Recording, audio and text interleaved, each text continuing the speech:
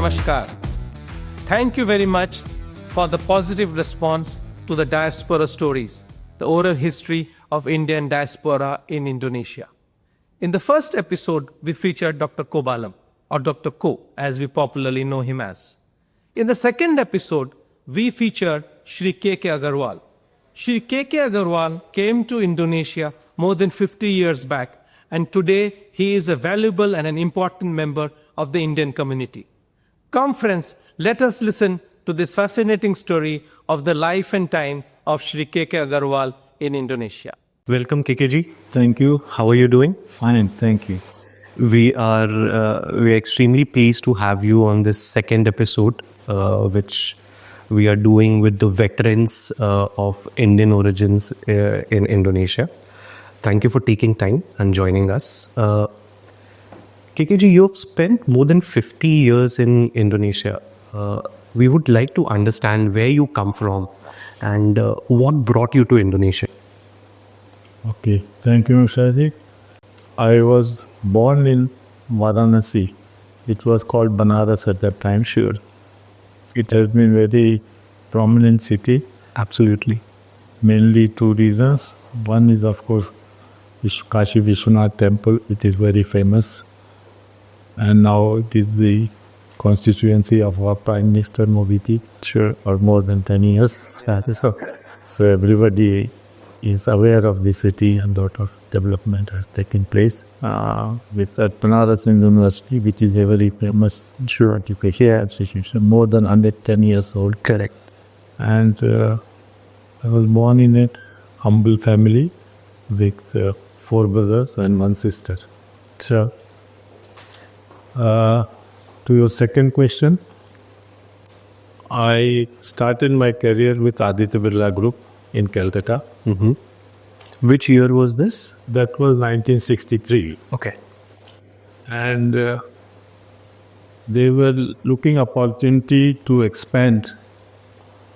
In India at that time was not possible for these big groups. That license Raj, you might have heard. Yes. The big groups were not allowed to grow. So Mr. Aditya Birla had just come from US after his studies. He wanted to expand in business. So we were looking opportunities outside India, and he sent me to Thailand to look for opportunities. We had nothing. Okay. Nothing in Southeast Asia. Okay. And I was deputed there, and after a few months I found that we can do one of the textile units there. And that was in 1969 we started the first plant there. In Thailand. In Thailand. Okay. And I used to come to sell our goods from there, yarn, material, and the thing. From Thailand to Indonesia. Indonesia. We were looking for markets, but Indonesia was one of the markets. So I realized that the potential here is much bigger than Thailand because of sheer population and growth possibilities. So I proposed this plan to Mr. Birla, and he came here, he saw everything, and then we decided to set up a plant here. That was in 1972. Okay. And then 1973, January, I moved here. For good. I mean good. Okay. Yes. Okay. I mean, he decided during the visit that I should give him this charge. And you moved here with your family? Yes, I came with my wife Okay. and 2 children. Okay. So that was because at that time I was only 32 years old. And then I was given the responsibility to start this project from the very scratch. So looking for place and setting up plant was a challenge at that time. Sure. But we all did it, and we started this project in 1975, the first Indian joint venture. First Indian joint venture? Yes, there was no Indian manufacturing business at that time. Wow. Okay. Okay. And tell us about 1975 of Indonesia from an Indian perspective. How was it? No, I mean, there were not, there are two kind of Indians, as you know. The Indians who were staying here, as a few generations they came here, they were mostly in trading business. Okay. And there was no manufacturing part. They were not aware of this location. And Indian investment was not here at that time. So it looked very challenging at that time. And but because looking to the sheer opportunity here, we decided to start this business. Sure. Were there many other Indians who were working here or doing something else? I'm not talking about the ones who like born here, but ones who came from India at that point. Working people were not Not many. time. There were investors who came soon after that, like Mr. Loya, the Dorama Group. They started soon thereafter. And Ellen Mitchell, we started also people lacquer at that time. So there were few investors and some other small companies came, but they were not very successful. But some of these big groups are still operating here. Absolutely successful. Absolutely. So, how many kids do you have? You came with two from Thailand. Yeah, I came, but I have 4 kids. 4 kids. Okay, so 2 were born here. No, nobody was born here. They were all born. I had those kids at that time. Okay. Okay. Yeah. Okay. They were all born in Banaras or in Calcutta. Nice. So you have 4 kids, and how many grandkids do you have now? Oh, I have 9 grandkids Wow, that's one big family. That's what. and 5 great grandkids. Wow. And now are all of them in Indonesia? No, No, they're all. my son and my grandson is here, Okay. and we live together. Nice. All 3 generations living together. Nice. Oh, that's very nice. That's very nice. Okay, let me take you back to the 70s, the mid 70s and the 80s of you starting in Indonesia. The diaspora must be very small at that time. Yeah. Diaspora was very small, and just few people whom we practically knew every Like every Indian you know. Indian at that time, and some of the business people started coming at that time, and it gradually, of course, kept growing. Sure. So my focus was more on gradually growing this business. Sure.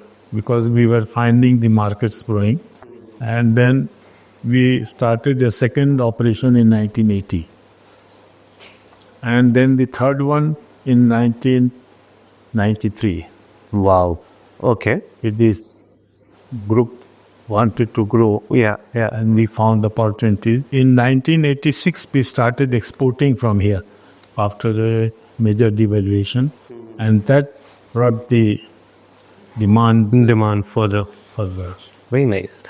Let's talk about what kind of because from what I've known about you and from our little conversations which we have had, that you also played a very important role in setting up these business and cultural communities, be it India Club or India-Indonesia Chamber of Commerce or India-Indonesia Friendship Alliance Association.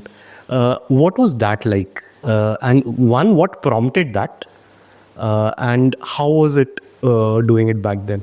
Yeah, I think the community was gradually growing. Both business community and people coming from India. So it was a good opportunity to get together, start knowing more people. So we started.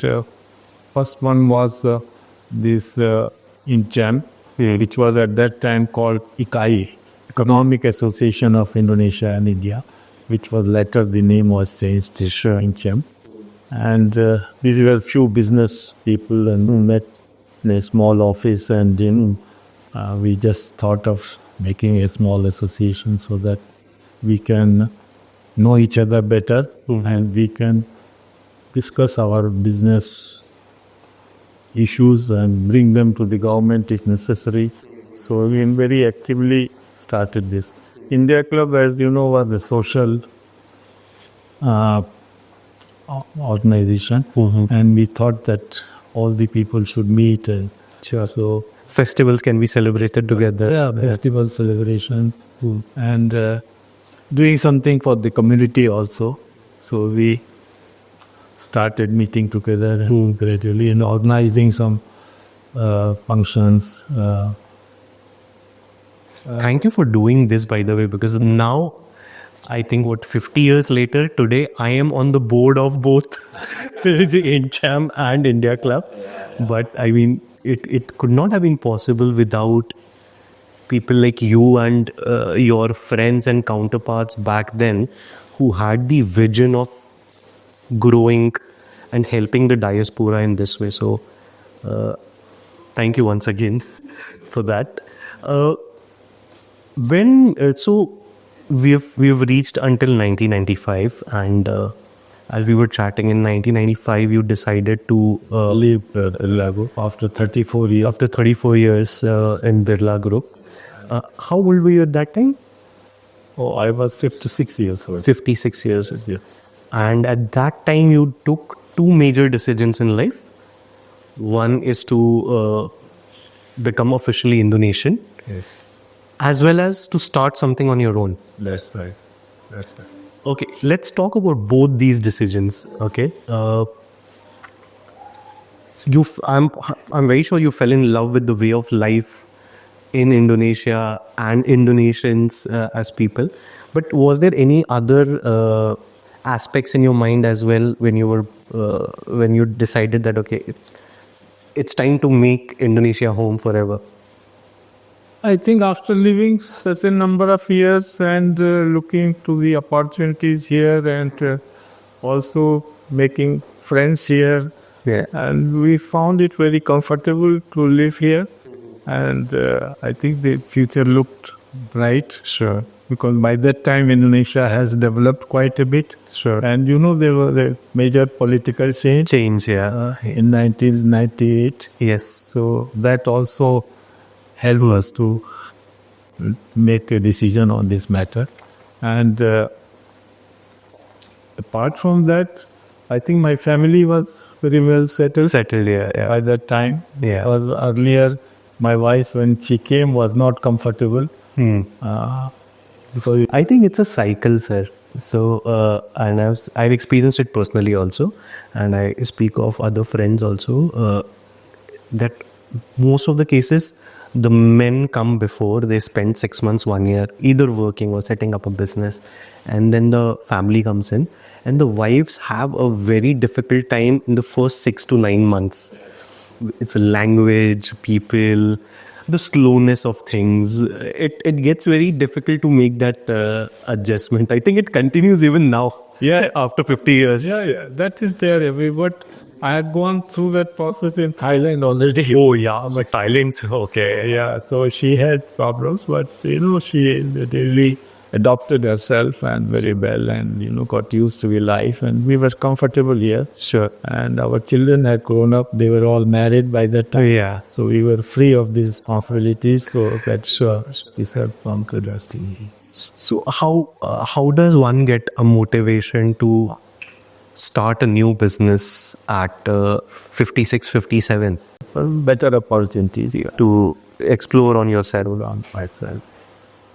Very interesting. I mean, it just shows that how committed you are to Indonesia, as well as how committed you are on your own ability to build a business again after spending 34 years in a very reputed company.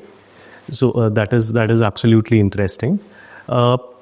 Another aspect which I want to talk to you about is that now you see a lot more action happening from investments perspective and new entrepreneurs coming into Indonesia from India. What kind of observations do you have? Do you think there are a few things which should be done better, or you feel that they're not adapting yet properly? And in general, what kind of advice do you have for entrepreneurs who are coming into Indonesia fresh? Yeah, I think certain experience which I got during all these years of doing business here.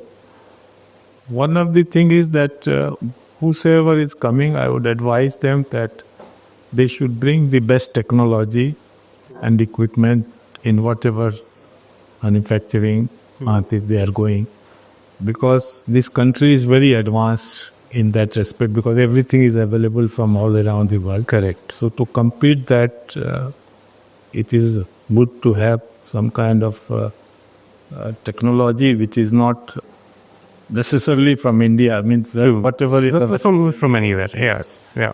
because we had some original setback in those days from the mindset of India. We realized that we have made some mistakes, and with them we changed ourselves, and that really helped to access to the world market. You know, we were exporting to about 40 countries around the world. So, Yeah. so they should bring good technology, and I think the other aspects is that they should plan their finances well, because some of the people had difficulty in the So if you don't borrow, if you are not Able to repay. it's repair, you see. True. And of course, people are very nice, as you know from your experience also. But you have to learn handling them very politely. Yes. That The Indian way does not work. Indian day does not work. Yeah, and that is what we thought at one time. We were employing 40 expatriates from India. So I was employing at that. Yeah. So we had to teach them for first few months at how to Shant. Yeah. Slowly. patience. Sabar. Sabar, yes. Other thing is that there will be some difficulties in a new country, especially on some of the legal side, approvals and all that. But they must learn one thing, that in Indonesia everything is possible. Have that principle, don't get disheartened. Everything can be worked out. Sure. I think these are the main things. This is great. Yes. I was seeing some of the pictures which you had in the magazine where you've met how many presidents of Indonesia you've met? I have met 4 presidents. Which all? First was Suharto, who ruled this country for 30 to 33 years. Yes. Then Habibi, he handed over to Habibi. Then Medawati, and then SDY. Wow. And how many Indian prime ministers you've met? 2 of them. Manmohan Singh ji and Modi ji, who came recently. Sir. You also met Atal Bihari Vajpayee, but he wasn't the president at that. No, he was not. He was not the prime minister. No prime minister. He was at that time an MP. You see. Oh wow. And he was, I think, traveling to Australia, and then he stopped over here, and then What a man, yeah. Yes, I mean, great man. what intellect, philosophical, poet, great statesman. Very, very amazing. And okay, so 50 years, how many ambassadors you must have met? It's difficult To the 20? exact number. Yeah, I think 12 and 15. I'm sure more than 50. 3 to 3 and a half. Yeah. Some of them have Shortest stint as well. Yeah. So more than 15 to 20. It's very difficult. Sure. I can, all of them, fortunately, I have the privilege of having a very good relationship. No, I'm sure. So I mean, I keep hearing about you from a lot of people who have been in Indian diaspora, who've been in the region for a while, and everyone has at least one common opinion about you, that KKG is a man of integrity and ethics. That if there was only one thing which we all should learn from KKG is integrity. Thank you. Why do you think, and why the question I'm coming to is that why do you think, one, that it's so important, especially in today's day and age where everyone wants to make very quick money and just move, right? Why do you think integrity is of so much of importance? That is number one. And second, how does one maintain that over such a long period? right? I mean, we're not talking about 5 years, 10 years. We're talking about more than 50 years in one region, right? So has it been from your side a active effort, or it comes naturally to you?